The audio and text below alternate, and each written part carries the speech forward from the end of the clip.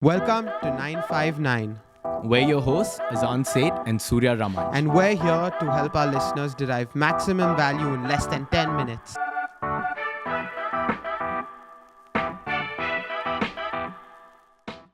Today we have a special guest, Nastassja Suri. So Nastassja Suri is the co-founder along with her younger brother of Chakra, which is the hottest new spin studio in town. Nastu is her nickname for listeners who don't know her. I'm going to let her introduce a little bit about her. Hi, guys. First of all, thank you, Soorya, and thank you, Azaan, for having me on the show. My name is Nastassja Suri, and I am the co-founder of Chakra Athletica, which, as Soorya mentioned, is Bangalore's first indoor cycling studio. We're located on Infantry Road, so 126 Infantry Road, for those of you who want to come check us out. And we have been open for just over 2 months now. That's amazing. So we're just going to get right into it, as this is just a quick 10-minute podcast. So Nastu, can you please tell us a little bit about your business and how tough it was starting in the middle of a pandemic? And also, to kick things off, where did you get the idea from to start a spin studio? Sure. So to tackle your question first, Azaan, I was actually in the banking industry prior to starting something of my own.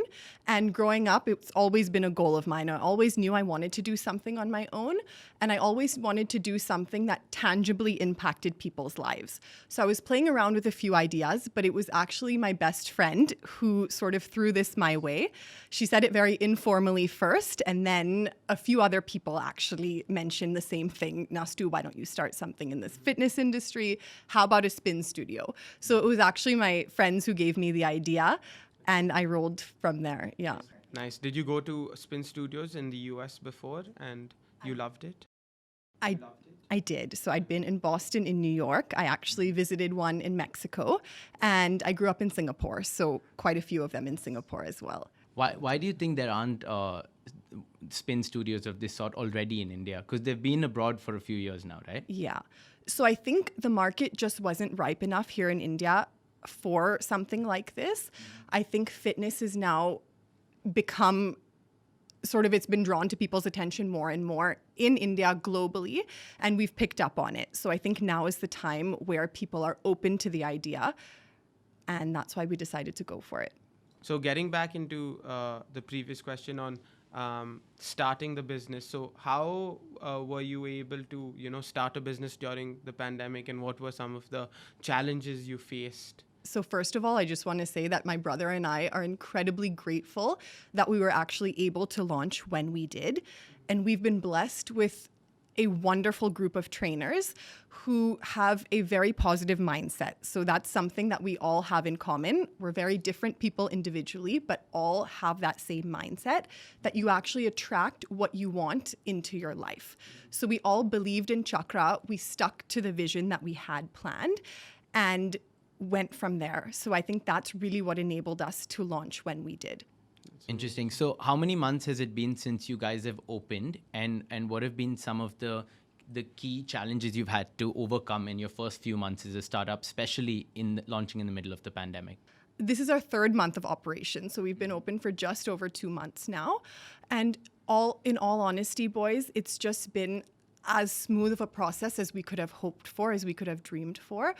Clearly, opening in a pandemic, we understood that we're going to have to push our break-even point later than we thought. We understood that classes are going to take longer to fill up. Having said that, we already are seeing our early morning classes get quite full, hoping to see a similar trend with our evening classes.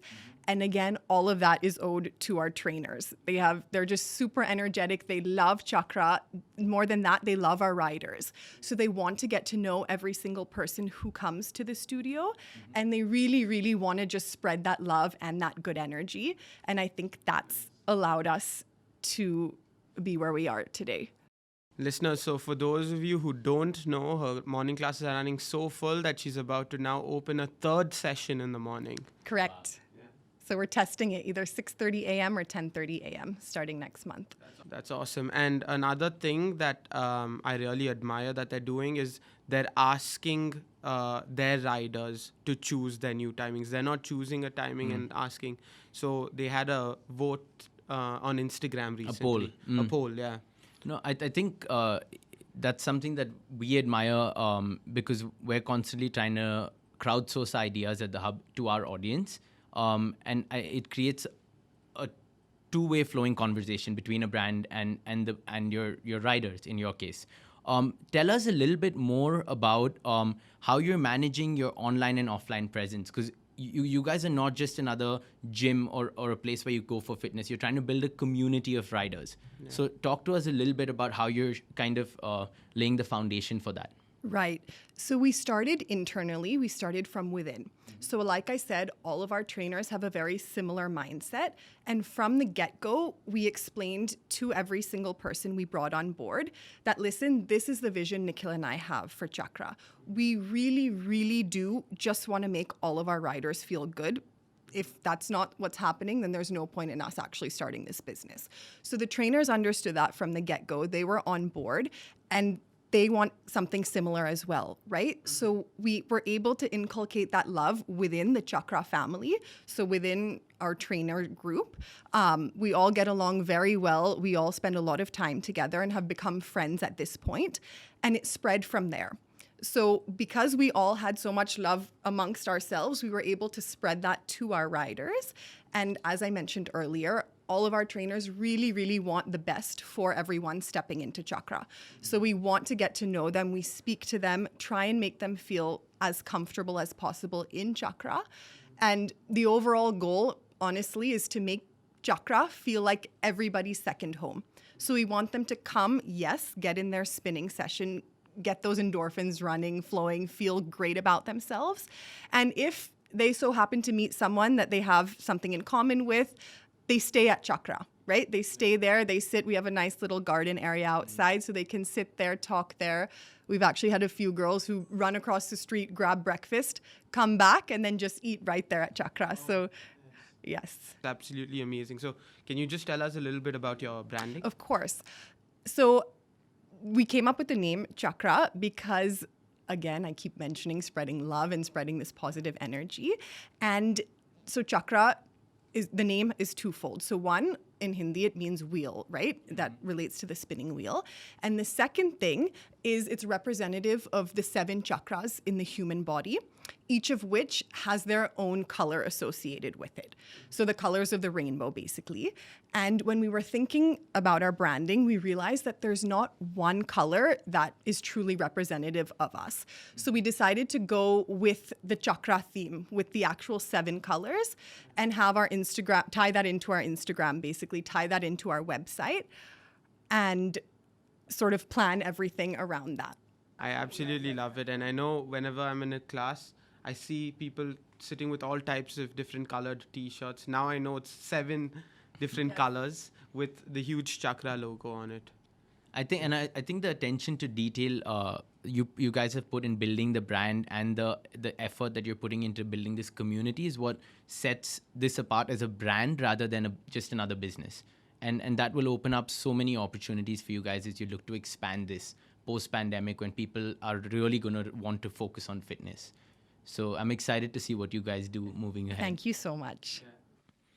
So since a lot of our audience listening are either creators or entrepreneurs, aspiring entrepreneurs, I think it's relevant to ask you, since you're 2-3 months into your journey as an entrepreneur yourself now, what's something you wish you knew before you started? Of course. So that's actually a tricky one because, like you said, we're actually only 3 months into our business. But I made myself one promise when I decided to start Chakra. And that was that I was going to enjoy every single step of the process. So from the conceptualization to the launch and to the actual running of the business.